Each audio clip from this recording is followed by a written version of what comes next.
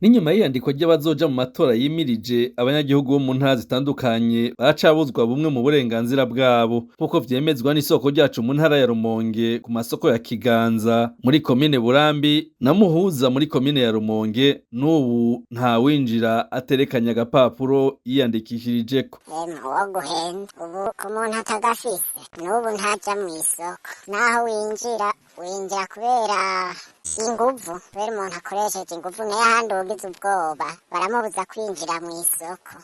Uhasanga bariyeri nk'irya bashaho bashira kw'irembo ry'ikambi. Ahandi abanyagihugu bavuga ko bakibuzwa uburenganzira bwabo naho kwandika vyaheze ni muri komine ya Ngozi, aho ataco ushobora gusaba muri komine ngo ukironke uterekanye ka gapapuro wiyandikishirijeko. Jewe kwa gatanu ubwanje nagiye kurondera akarangamuntu, baca bamanza kumbwira ngo nerekana agapapuro k'amatora.